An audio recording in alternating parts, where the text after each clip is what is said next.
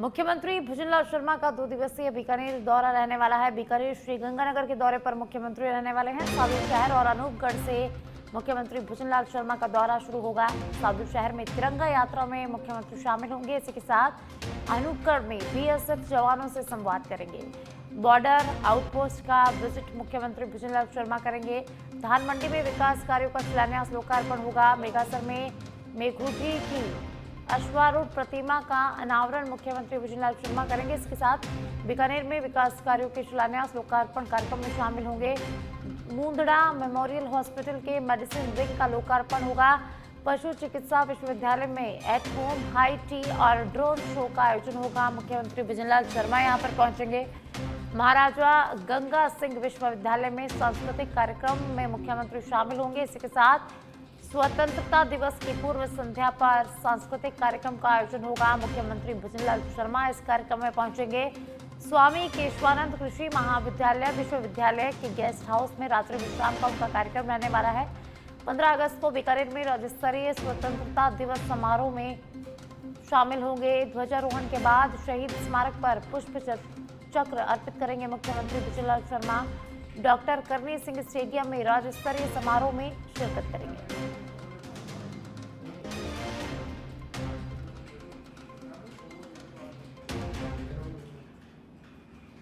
और अब बीकानेर के महाजन से खबर है, जहां महाजन क्षेत्र में एक बार फिर जिंदा बम मिले हैं। रामबाग में से सुई जाने वाले कच्चे रास्ते पर बम मिले हैं। रेत में दबे ये बम बताए जा रहे हैं और करीब 7 से 8 बम बताए जा रहे हैं। महाजन पुलिस मौके पर पहुंची है। आर्मी इंटेलिजेंस को भी इसकी सूचना दे दी गई। क्षेत्र में लगातार जिंदा बम मिलने से लोगों में दहशत का माहौल है।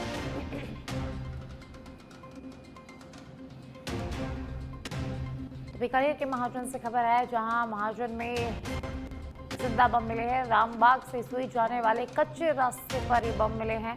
रेत में दबे हुए बम बताए जा रहे हैं। पुलिस मौके पर पहुंच चुकी है और आपको बता दें कि करीब 7 से 8 बम मिलने की सूचना है।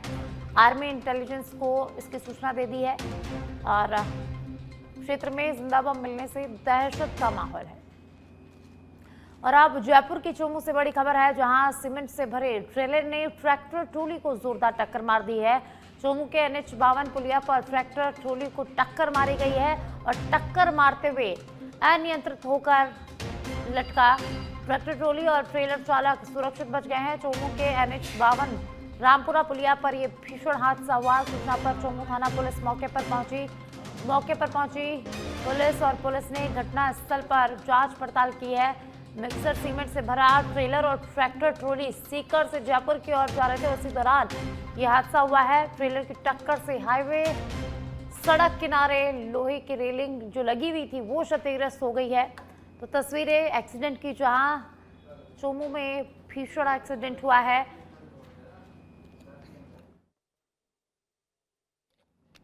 चोमू के NH 52 रामपुरा पुलिया पर यह भीषण हादसा हुआ है। तो सूचना मिलते ही चोमू पुलिस मौके पर पहुंची। घटनास्थल का मौका मुआयना किया गया है। सीमेंट से भरे ट्रेलर ने ट्रैक्टर ट्रॉली को जोरदार टक्कर मार दी। हालांकि इस हादसे में कोई जनहानि नहीं हुई है। ट्रेलर चालक और ट्रैक्टर ट्रॉली चालक सुरक्षित बच गए हैं। तो ट्रैक्टर से टकराकर ट्रेलर अनियंत्रित हो गया। ट्रैक्टर ट्रॉली और ट्रेलर चालक सुरक्षित है। सूचना मिलते ही पुलिस मौके पर पहुंची। एक्सक्लूसिव तस्वीरें चोमू के NH 52 से, जहां भीषण हादसा हुआ है।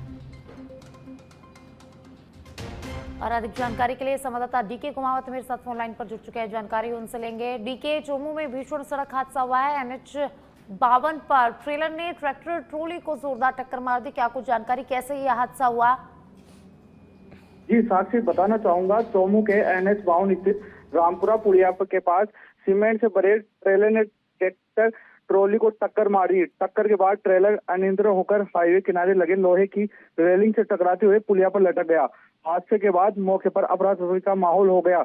गनीमत रही, हादसे में कोई जनहानि नहीं हुई। तो वहीं ट्रैक्टर और ट्रॉली ट्रेलर के चालक सुरक्षित बताए जा रहे हैं।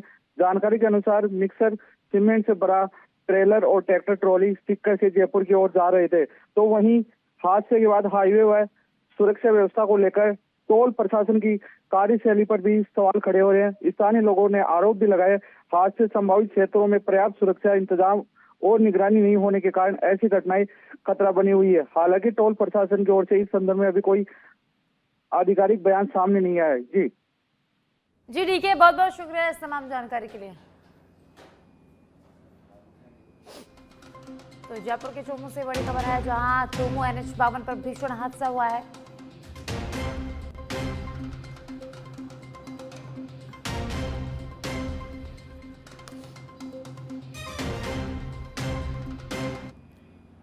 और अब खबर बीकानेर से है, जहां बीकानेर पुलिस की अवैध हथियारों के खिलाफ बड़ी कार्रवाई देखने को मिली है। SP मृदुल कछावा के निर्देशन में DST सहित 4 थानों की संयुक्त कार्रवाई हुई है। बिछवाल, सदर, नाल और देशनोक पुलिस ने मिलकर बड़ा एक्शन लिया है, बड़ी कार्रवाई को अंजाम दिया है। पुलिस ने 3 अवैध पिस्टल बरामद किए हैं, 4 बदमाशों को गिरफ्तार कर लिया गया है। भुवनेश देवड़ा, विक्रम सिंह, गणपत राम और पवन को गिरफ्तार किया गया है। गिरफ्तार बदमाशों में के 2 के खिलाफ पहले से भी अलग अलग मामले दर्ज हैं। ASP चक्रवर्ती सिंह राठौड़ की सक्रिय निगरानी में बड़ी कार्रवाई हुई है। थानाधिकारी सुरेंद्र प्रचार, विश्वजीत सिंह, विकास बिश्नोई, सुमन शेखावत की टीम इस पूरी कार्रवाई में शामिल रही है।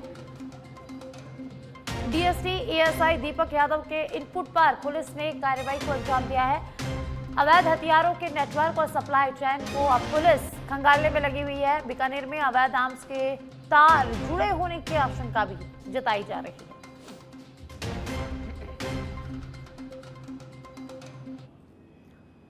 और अब खबर प्रतापगढ़ से है, जहां मुख्यमंत्री भुजनलाल शर्मा ने वीडियो कॉन्फ्रेंसिंग के जरिए प्रतापगढ़ जिले के नवनियुक्त CLG सदस्यों से संवाद किया है। मुख्यमंत्री भुजनलाल शर्मा ने यहां पर संवाद किया। भारत निर्माण राजीव गांधी सेवा केंद्र में आयोजित कार्यक्रम में मुख्यमंत्री ने पुलिस और आमजन के बीच बेहतर समन्वय, संवाद और कानून व्यवस्था मजबूत करने में CLG की भूमिका पर चर्चा की। पुलिस अधिकारियों की मौजूदगी में सदस्यों को क्षेत्र की समस्याओं, अपराध रोकथाम और सामाजिक सौहार्द से जुड़े मुद्दे पुलिस तक पहुंचाने के लिए प्रेरित किया। कार्यक्रम में SP विशाल जांगीर सहित पुलिस अधिकारी और विभिन्न थाना क्षेत्रों के CLG सदस्य मौजूद रहे।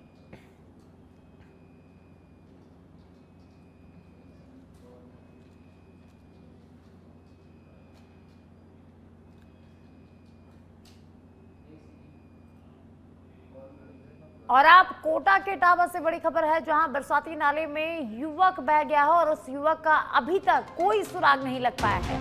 युवक राजेश महावर की तलाश में SDRF की टीम लगातार जुटी हुई है। बाइक समेत तेज बहाव में राजेश बह गया था। तेज प्रवाह में काली सिंध नदी तक बहने की आशंका और आज बोट से काली सिंध नदी में रेस्क्यू ऑपरेशन चलेगा। पीपलदा तहसीलदार अशोक जैन अब पूरे मामले में मॉनिटरिंग कर रहे हैं। बुधवार शाम से लगातार युवक की तलाश की जा रही है। 3 दिन बीत जाने के बाद भी युवक का अभी तक कोई पता नहीं चल पाया है। बाइक समेत तेज बहाव के कारण युवक बह गया था और तेज प्रवाह में काले सिंध नदी तक बहने की आशंका जताई जा रही है। बरसाती नाले में युवक बह गया और अभी तक युवक का कोई सुराग नहीं लग पाया है। युवक राजेश महावर की तलाश लगातार की जा रही है। लगातार SDRF की तरफ से रेस्क्यू अभियान चलाया जा रहा है, लेकिन अभी तक युवक का कोई सुराग नहीं लग पाया है। बुधवार शाम से युवक की लगातार तलाश की जा रही है। तो कोटा के इटावा से ये बड़ी जानकारी है, जहां बरसाती नाले में बहे युवक का अभी तक कोई सुराग नहीं लग पाया है। बुधवार शाम से युवक की तलाश लगातार की जा रही है। युवक राजेश महावर की तलाश में SDRF की टीम लगातार सर्च ऑपरेशन, रेस्क्यू ऑपरेशन लगातार चलाया जा रहा है। तो आपको बता दें कि बाइक समेत तेज बहाव में राजेश महावर बह गया था। 3 दिन से युवक की तलाश लगातार की जा रही है। तेज प्रवाह में काले सिंध नदी तक बहने की आशंका जताई जा रही है और आज बोट से काली सिंध नदी से सर्च ऑपरेशन किया जाएगा।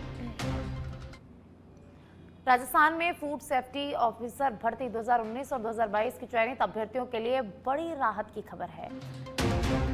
आयुक्त खाद्य सुरक्षा एवं औषधि नियंत्रण डॉक्टर T शुभ मंगला के आदेश के बाद चयनित FSO अधिकारियों के पोस्टिंग आदेश जारी कर दिए गए हैं। आयुक्तालय ने 13 अगस्त 2026 को पदस्थापन सूची जारी करते हुए अधिकारियों को तत्काल प्रभाव से कार्य ग्रहण करने के यहाँ पर निर्देश दे दिए गए हैं।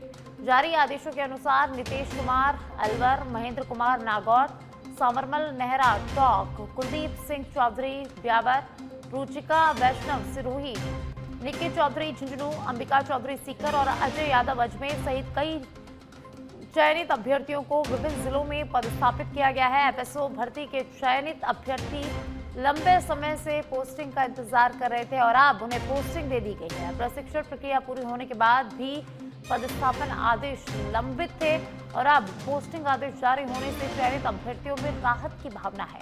आयुक्तालय के आदेश के अनुसार सभी नव पदस्थापित खाद्य सुरक्षा अधिकारियों को निर्धारित समय सीमा में अपने आवंटित जिलों में कार्यभार ग्रहण करना अनिवार्य होगा। कनेर से बड़ी खबर है, जहां गंगा शहर में युवक पर दिन दहाड़े जानलेवा हमला हुआ है। कोचर सर्किल पेट्रोल पंप के पास 8 से 10 बदमाशों ने युवक को घेरा और लाठी डंडों और लोहे की रॉड से युवक की बेरहमी से पिटाई की है। जानलेवा हमले की पूरी वारदात सीसीटीवी कैमरे में कैद हो गई है। मारपीट का वीडियो सोशल मीडिया पर तेजी से वायरल हो रहा है। परमेश्वर सोनी ने गंगा शहर थाने में मामला दर्ज करा लिया है। 10 से 15 लोगों पर मारपीट और जान से मारने की धमकी का आरोप लगाया गया है। हमले में सिर, आंख और पैरों में चोट आई है। पुलिस ने मेडिकल कराया है और सीसीटीवी फुटेज के आधार पर अब आरोपियों की पहचान की जा रही है। तो घटना का वीडियो सोशल मीडिया पर तेजी से वायरल हो रहा है। तो तस्वीरों में आप देखिए, ये घटना का वीडियो है जो सोशल मीडिया पर वायरल हो रहा है और एक युवक के साथ बेरहमी से मारपीट की गई है। बेरहमी से युवक की पिटाई की गई है, जिसमें युवक गंभीर रूप से घायल हो गया है। बीकानेर से ये बड़ी खबर है, जहां एक युवक पर जानलेवा हमला किया गया है। तो हमले में युवक गंभीर रूप से घायल हो गया है। युवक के सिर, आंख पर चोटें आई हैं।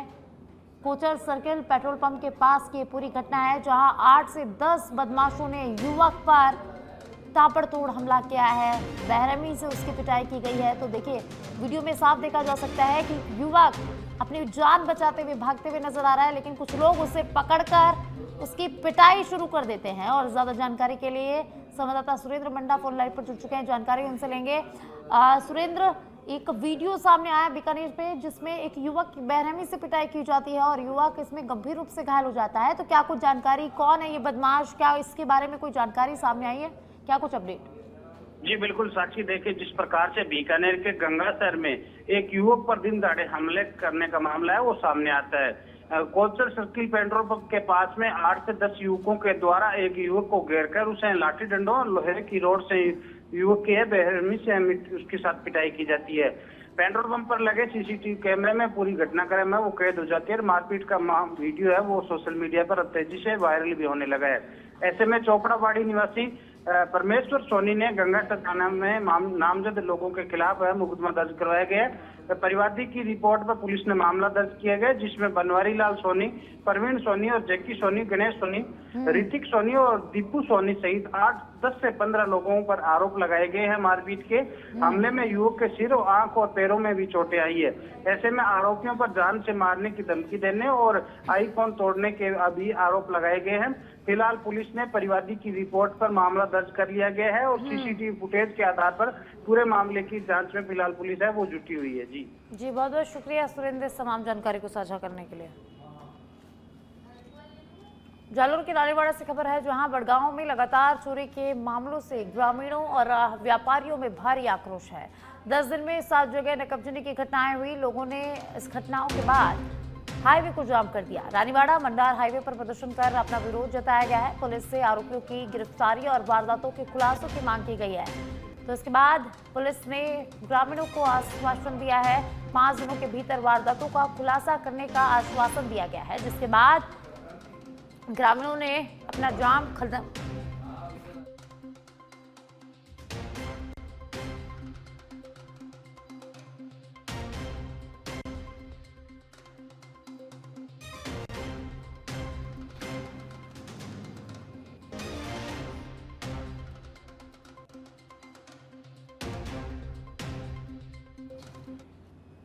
कुशलगढ़ थाना क्षेत्र के पोटलिया गांव से दर्दनाक हादसे की खबर सामने आई, जहां घर में गैस की पाइप लीक होने से आग लग गई, जिसकी चपेट में आने से 2 सगे भाई गंभीर रूप से झुलस गए। हादसे में 3 वर्षीय हार्दिक की झुलसने से मौत हो गई है, तो वहीं उसका 20 वर्षीय भाई अश्वनी भी गंभीर रूप से झुलस गया है। घायल अश्विनी को उपचार के लिए बांसवाड़ा जिला अस्पताल ले जाया गया, जहां ट्रॉमा वार्ड में उसका इलाज किया जा रहा है। अस्पताल पहुंचने पर चिकित्सकों ने हार्दिक को मृत घोषित कर दिया, जिसके शव को मोर्चरी में रखवाया गया है। सूचना पर कुशलगढ़ थाना पुलिस ने मामले की जानकारी जुटाते हुए हादसे के कारणों की जांच शुरू कर दी है। तो वहीं प्रारंभिक तौर पर गैस टंकी की पाइप लीक होने से हादसा होना बताया जा रहा है।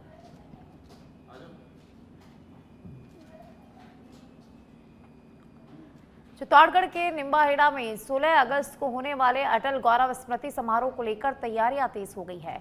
पूर्व प्रधानमंत्री एवं भारत रत्न अटल बिहारी वाजपेयी की 8वीं पुण्यतिथि पर आयोजित समारोह में केंद्रीय गृह मंत्री अमित शाह और मुख्यमंत्री भजनलाल शर्मा शामिल होंगे। जिला कलेक्टर डॉक्टर मंजू चौधरी ने ग्राउंड जीरो पर पहुंचकर तैयारियों का जायजा लिया। उन्होंने जनसभा स्थल, पार्किंग, हेलीपैड और बनाए जा रहे 3 डोम का निरीक्षण किया है। प्रदर्शनी स्थल की व्यवस्थाएं भी उन्होंने यहां पर देखी। समारोह में अटल बिहारी वाजपेयी की 21 फीट ऊंची अष्ट धातु प्रतिमा का लोकार्पण होगा और साथ ही भारत माता उद्यान प्रतिमाओं और विभिन्न विकास कार्यों का लोकार्पण और शिलान्यास प्रस्तावित है।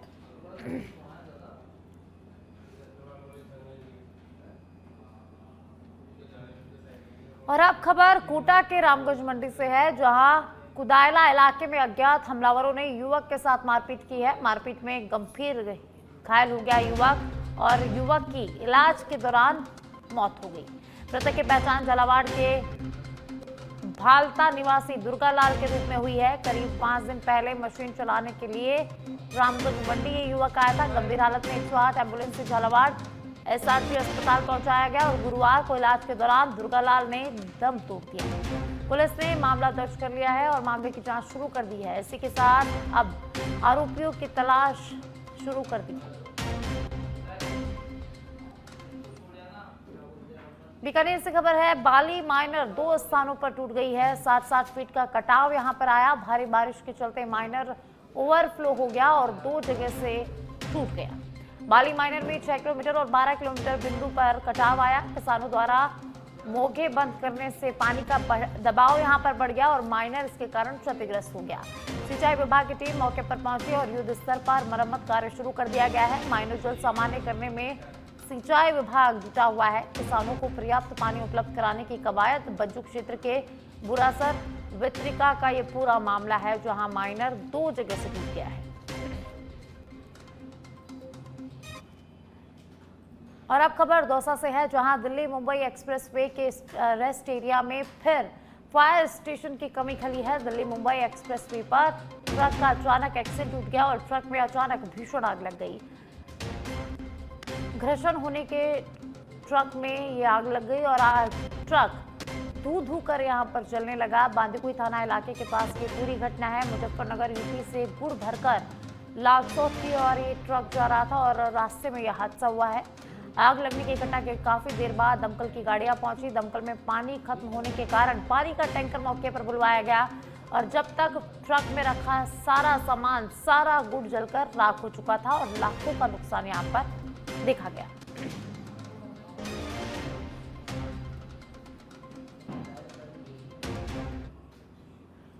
हनुमानगढ़ जिला पुलिस ने नशा तस्करों के खिलाफ चलाए जा रहे अभियान के तहत बड़ी कार्रवाई की है। तलवाड़ा पुलिस ने हिस्ट्री शीटर और नशा तस्कर मोहम्मद दीन की करीब 4.5 करोड़ रुपए की संपत्ति को सीज किया है। पुलिस अधीक्षक बी आदित्य ने बताया कि कार्रवाई के तहत मोहम्मद दीन की करीब 20 बीघा कृषि भूमि और एक आवासीय मकान को सीज कर दिया गया है।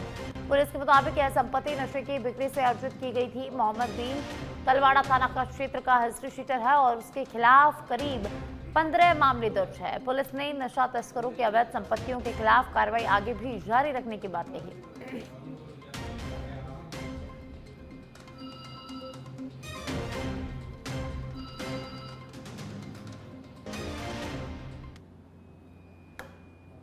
ऑपरेशन चक्रव्यूह के तहत नशा तस्करों के खिलाफ लगातार कार्रवाई जारी है। इसी के तहत आज तलवाड़ा थाना क्षेत्र में एक नशा तस्कर जिसका नाम मोहम्मद दीन है, जिसके खिलाफ करीब 15 मुकदमे दर्ज है, जिसमें 7 NDPS के प्रकरण है। नशा तस्करी से जो कमाया हुआ संपत्ति जिसकी मार्केट कीमत करीब 4.5 करोड़ रुपए है, उस प्रॉपर्टीज को आज धारा 68F NDPS एक्ट के तहत जब्त किया गया। उसमें नशा तस्करों के खिलाफ ऑपरेशन चक्रव्यूह में जो हमारे कार्रवाई जारी। सिरोही के अबुराज में मौसम सुहावना हो गया। अबुराज में रिमझिम बरसात का दौर लगातार जारी है। कभी तेज तो कभी रिमझिम बरसात का दौर जारी है और बरसात के कारण विजिबिलिटी यहां पर काफी कम हो गई है। वादियों में दिन भर मौसम का मिजाज बदलता रहता है। कभी कोहरे की घनी चादर दिखी तो कभी खुला रहा मौसम। प्रदेश के कई जिलों में बारिश का दौर जारी है। गुरु शिखर, अचलगढ़, नक्की झील पर पर्यटक पहुंच रहे हैं और मौसम का आनंद ले रहे हैं। पर्यटन स्थलों पर पर्यटक मौसम का भरपूर लुत्फ उठा रहे हैं।